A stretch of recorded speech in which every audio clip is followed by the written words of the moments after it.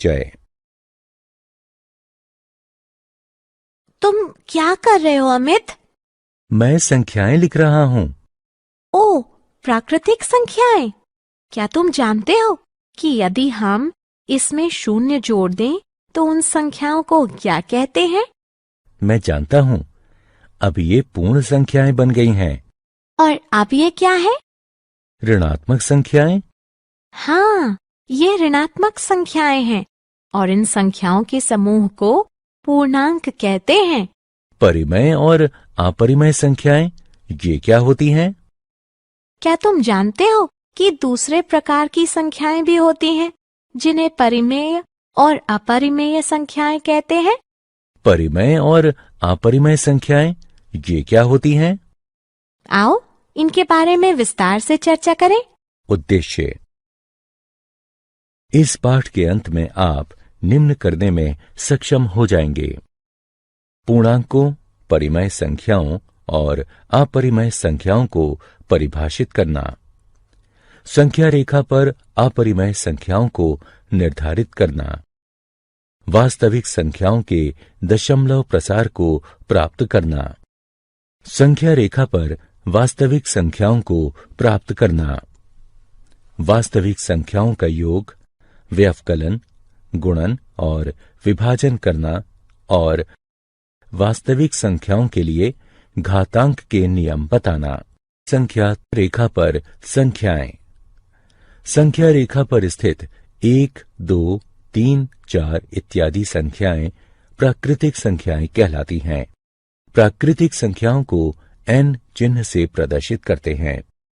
यदि हम प्राकृतिक संख्याओं के साथ शून्य शामिल कर दें तो इन संख्याओं को पूर्ण संख्याएं कहते हैं। पूर्ण संख्याओं को W चिन्ह से प्रदर्शित करते हैं। ये सभी संख्याएं सभी ऋणात्मक संख्याओं के साथ सम्मिलित रूप से पूर्णांक कहलाती हैं।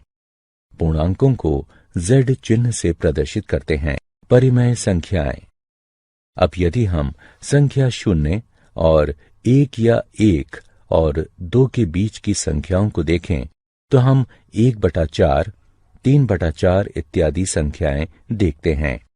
इन संख्याओं का संग्रह परिमेय संख्याएं कहलाता है। परिमेय संख्याओं को चिन्ह Q से प्रदर्शित करते हैं। परिमेय संख्याओं को P/Q के रूप में लिखते हैं, जहां P और Q पूर्णांक हैं और Q शून्य नहीं है। क्या 2 एक परिमेय संख्या है? हाँ, 2 एक परिमेय संख्या है क्योंकि इसे P/Q के रूप में लिख सकते हैं और यहाँ Q 1 है जो कि शून्य के बराबर नहीं है।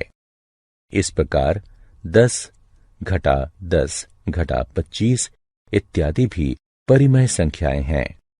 इसलिए हम कह सकते हैं कि परिमेय संख्याओं में प्राकृतिक संख्याएं, पूर्ण संख्याएं और पूर्णांक सम्मिलित हैं। उदाहरण, आइए जानें कि 2 दी हुई संख्याओं के बीच परिमेय संख्याएं किस प्रकार ज्ञात करते हैं। दी गई संख्याएं 1 और 2 हैं।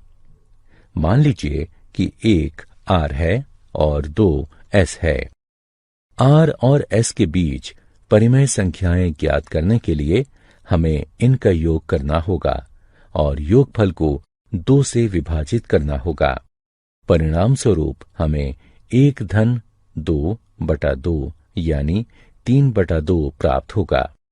अतः 1 और 2 के बीच की परिमेय संख्या 3/2 होगी। इसी प्रकार 1 और 3/2 के बीच की परिमेय संख्या 5/4 होगी।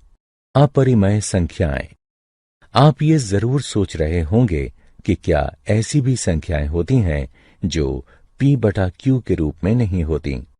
हाँ, ऐसी भी संख्याएं हैं जो P/Q के रूप में नहीं लिखी जा सकती। उन संख्याओं को अपरिमेय संख्याएं कहते हैं। उदाहरण स्वरूप वर्गमूल 2, वर्गमूल 3, वर्गमूल 7, 0.10, 110, 1110, 1110, पाई इत्यादि।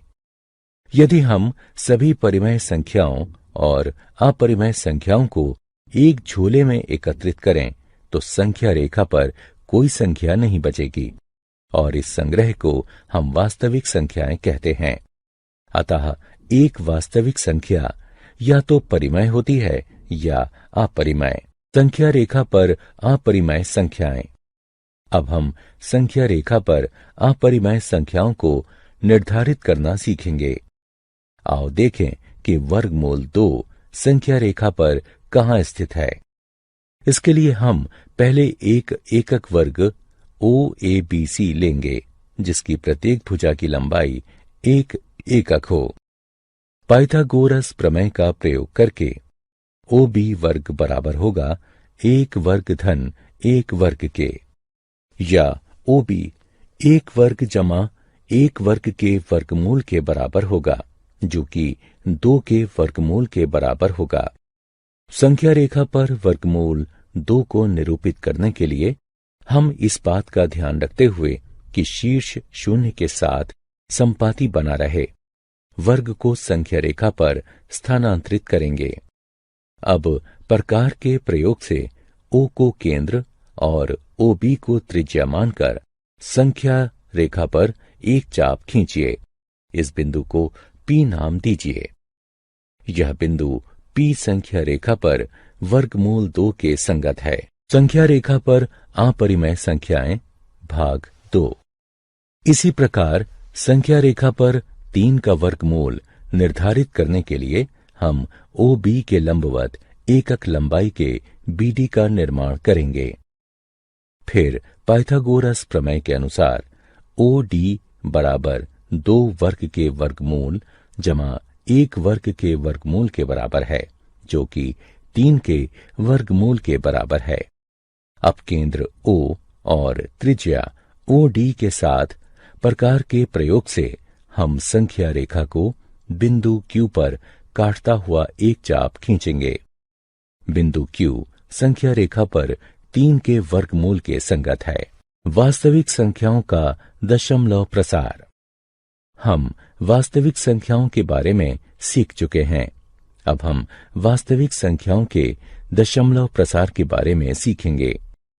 इस प्रसार से हम परिमेय और अपरिमेय संख्याओं के बारे में विभेद कर सकते हैं।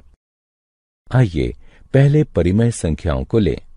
हम इन 3 संख्याओं का दशमलव प्रसार ज्ञात करेंगे।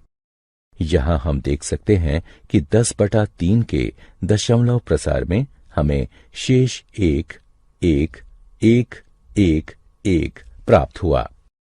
इसी प्रकार 7/8 का दशमलव प्रसार से शेष 6, 4, 0 प्राप्त हुआ और 1/7 का शेष 3, 2, 6, 4, 5, 1 है। वास्तविक संख्याओं का दशमलव प्रसार।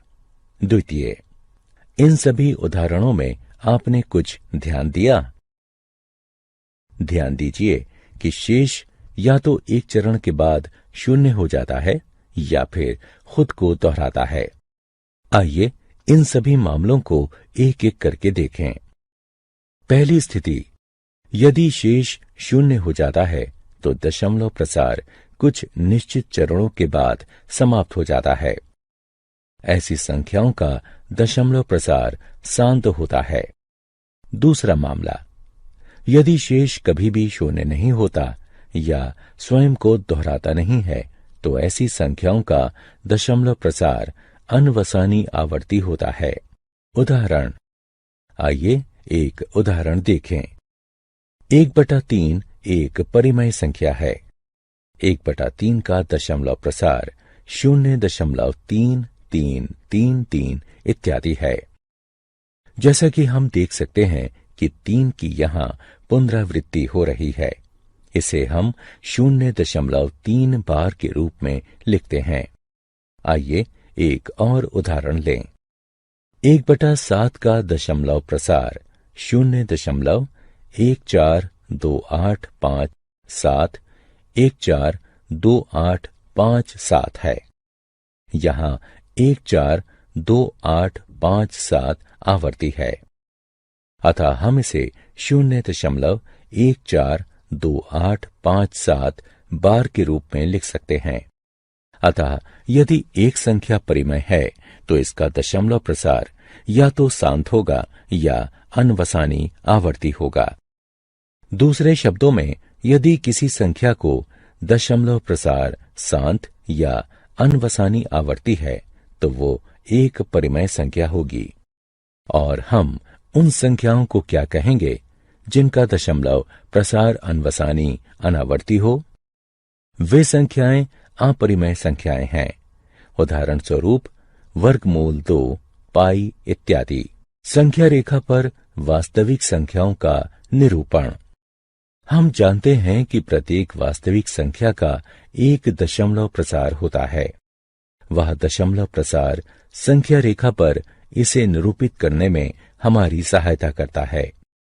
आइए 2.665 को संख्या रेखा पर निरूपित करें। हम जानते हैं कि ये 2 और 3 के बीच कहीं होगा। इसे 10 भागों में विभाजित करने की कल्पना कीजिए। संख्याओं के स्पष्ट दृश्य के लिए अब पहला भाग 2.1 को निरूपित करता है और दूसरा भाग 2.2 को इत्यादि। यहाँ 2.6 और 2.7 के बीच स्थित होगा। अब 2.6 और 2.7 के बीच के भाग पर ध्यान केंद्रित कीजिए। इसे भी फिर से 10 भागों में विभाजित कीजिए। पहला भाग 2.61 को निरूपित करता है और दूसरा भाग 2.62 को इत्यादि। पुनः 2.665, 2.66 और 2.67 के बीच स्थित होगा। आइए अब रेखा के इस भाग पर ध्यान दें और इसे 10 बराबर भागों में विभाजित करने की कल्पना करें। पहला भाग 2.661 को निरूपित करेगा और दूसरा भाग 2.662 को इत्यादि। 2.665 इस उप विभाजन का 5वां चिन्ह है। कल्पना की सहायता से संख्या रेखा पर संख्याओं के निरूपण को देखने के इस प्रक्रम को उत्तरोत्तर आवर्धन प्रक्रम कहा जाता है। वास्तविक संख्याओं पर संक्रियाएं। क्या आप बता सकते हैं कि 2 परिमेय संख्याओं को योग, व्यवकलन, गुणन या विभाजन से क्या प्राप्त होता है? हमें एक परिमेय संख्या प्राप्त होती है, लेकिन यदि हम अपरिमेय संख्याओं का योग, व्यवकलन, गुणन या विभाजन करते हैं तो हमें सदैव एक अपरिमेय संख्या ही प्राप्त होगी। अब सोचिए, यदि हम एक परिमेय संख्या का किसी अपरिमेय संख्या से योग या गुणन करें तो हमें क्या प्राप्त होगा? हमें जो परिणाम प्राप्त होगा वह एक अपरिमेय संख्या होगी। आइए अब कुछ उदाहरण देखें। उदाहरण, आइए 2 वर्गमूल 2 जमा 5 वर्गमूल 3 और वर्गमूल 2 घटा 3 वर्गमूल 3 का योग करें। हम इसे इस प्रकार भी लिख सकते हैं। इस प्रकार हमें जो उत्तर प्राप्त होगा वह 3 वर्गमूल 2 जमा 2 वर्गमूल 3 है। आइए अब 8 वर्गमूल 15 को 2 वर्गमूल 3 से विभाजित करें। इसे हम इस प्रकार लिखेंगे। 8 वर्गमूल 15 को हम 8 वर्गमूल 3 और वर्गमूल 5 के गुणन के रूप में लिख सकते हैं। इस प्रकार हमें जो उत्तर प्राप्त हुआ वह 4 वर्गमूल 5 है। अतः इन उदाहरणों से हम यह निष्कर्ष निकाल सकते हैं कि परिमेय संख्याओं का अपरिमेय संख्याओं से योग या व्यवकलन अपरिमेय होता है और किसी गैर शून्य परिमेय संख्या का किसी अपरिमेय संख्या से गुणन या अनुपात अपरिमेय होता है। सर्व समीकाएं। आइए अब वर्गमूलों से संबंधित कुछ सर्व समीकाएं देखें। मान लीजिए कि a और b 2 धनात्मक वास्तविक संख्याएं हैं, तब a b का वर्गमूल वर्गमूल a गुणा वर्गमूल b के बराबर होगा। वर्गमूल a बटा b वर्गमूल a बटा वर्गमूल b के बराबर होगा। वर्गमूल a धन वर्गमूल b का वर्गमूल a ऋण वर्गमूल b से गुणन करने पर परिणाम a ऋण b प्राप्त होगा। a धन वर्गमूल b का a ऋण वर्गमूल b से गुणन करने पर परिणाम वर्ग a ऋण b प्राप्त होगा। वर्गमूल a धन वर्गमूल b गुणा वर्गमूल c धन वर्गमूल d बराबर होगा वर्गमूल ac धन वर्गमूल ad धन वर्गमूल bc धन वर्गमूल bd के। वर्गमूल a धन वर्गमूल b पूरे का वर्ग बराबर होगा a धन 2 वर्गमूल ab धन b के। इन सर्व समीकरणों का प्रयोग हम विभिन्न व्यंजकों के प्रयोग में कर सकते हैं। हर का परिमयकरण। अब इस संख्या को देखें। संख्या रेखा पर इसकी स्थिति बताना कठिन है, लेकिन हम इसके हर का परिमयकरण कर सकते हैं। इससे हर एक परिमेय संख्या बन जाएगा और हम आसानी से संख्या रेखा पर इसकी स्थिति बता सकते हैं। तो आइए हम हर का परिमयकरण करना सीखें। क्योंकि यहां 2 का वर्गमूल अपरिमेय है, इसलिए यदि हम इसका स्वयं से गुणन कर दें तो यह परिमेय हो जाएगा। अतः परिमयकरण के लिए हम 1 बटा वर्गमूल 2 का वर्गमूल 2 बटा वर्गमूल 2 से गुणन कर देंगे, क्योंकि यह 1 के बराबर होता है। इसलिए 1 बटा वर्गमूल 2 बराबर होता है वर्गमूल 2 बटा 2 के। अब 1 बटा वर्गमूल 2 को संख्या रेखा पर निरूपित करना आसान है। यह 0 और वर्गमूल 2 के मध्य स्थित है। वास्तविक संख्याओं के लिए घातांक नियम। घातांक के नियमों को याद कीजिए। यहां a को आधार तथा m और n को घातांक कहते हैं। यहां अनुमान लगाइए कि a की घात 0 क्या होगा। हाँ, a की घात 0 1 होगा। आइए अब मान लें a 0 से बड़ी धनात्मक संख्या है तथा p और q परिमेय संख्याएं हैं। तब हम ये कह सकते हैं, गुणन में यदि आधार समान हो तो घातांकों का योग होता है। गुणन में एक ही आधार के 2 घातांकों का आपस में गुणन होता है। विभाजन में जब आधार समान होता है तो घातांकों का व्यवकलन होता है, और जब घातांक समान हो लेकिन आधार भिन्न हो और उनका गुणन हो रहा हो तो हम घातांक को उभयनिष्ठ के रूप में ले लेते हैं। उदाहरण। आइए अब इन सर्व समीकरणों के प्रयोग से कुछ उदाहरणों को हल करें। आइए पहले को सरल बनाएं।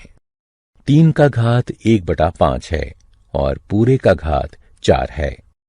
1 बटा 5 का 4 से गुणन करने पर 4 बटा 5 प्राप्त हुआ। अतः इसका उत्तर 3 की घात 4 बटा 5। आइए अब दूसरा उदाहरण देखें।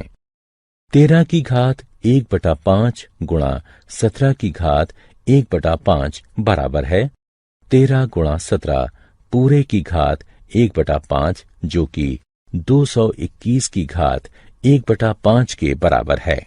क्या आप जानते हैं, प्रसिद्ध गणितज्ञ और दार्शनिक पाइथागोरस का ग्रीस निवासी अनुयायी पाइथागोरियन पहला व्यक्ति था जिसने 400 ईसा पूर्व उन संख्याओं की खोज की जो परिमेय नहीं थीं। इन संख्याओं को अपरिमेय संख्याएं कहा जाता है। ग्रीक का जीनियस गणितज्ञ आर्किमिडीज ही वह पहला व्यक्ति था जिसने पाई के दशमलव प्रसार में अंकों को अभिकलित किया था। उसने दिखाया कि 3.140845 छोटा है पाई छोटा 3.142857 होता है। महान भारतीय गणितज्ञ और खगोलविद आर्यभट्ट 476 से 550 ईस्वी ने इसका दशमलव के 4 स्थानों तक पाई का शुद्ध मान 3.1416 ज्ञात किया था। उच्च चाल कंप्यूटरों और उन्नत कलन विधियों का प्रयोग करके 1.24 ट्रिलियन से भी अधिक दशमलव स्थानों तक पाई का मान अभिकलित किया जा चुका है। सारांश। आइए हमने जो कुछ सीखा है उसे संक्षेप में दोहराएं। किसी संख्या को हम परिमेय संख्या कहते हैं यदि इसे p/q के रूप में लिखा जा सके, जहां p और q पूर्णांक हों और q बराबर ना हो 0 से। किसी संख्या को अपरिमेय संख्या कहते हैं यदि इसे p/q के रूप में नहीं लिखा जा सके, जहां p और q पूर्णांक हों और q बराबर ना हो 0 से। किसी परिमेय संख्या का दशमलव प्रसार या तो शांत होता है या अनवसानी आवर्ती होता है। किसी अपरिमेय संख्या का दशमलव प्रसार अनवसानी अनावर्ती होता है। वास्तविक संख्याएं सभी परिमेय संख्याओं और अपरिमेय संख्याओं का संग्रह होती हैं। धनात्मक वास्तविक संख्याओं a और b के लिए निम्नलिखित सर्वसमीकाएं सिद्ध हैं। 1/वर्गमूल a जमा b के हर का परिमेयकरण करने के लिए हम इसमें वर्गमूल a घटा b बटे वर्गमूल a घटा b का गुणन करते हैं, जहां a और b पूर्णांक हैं। मान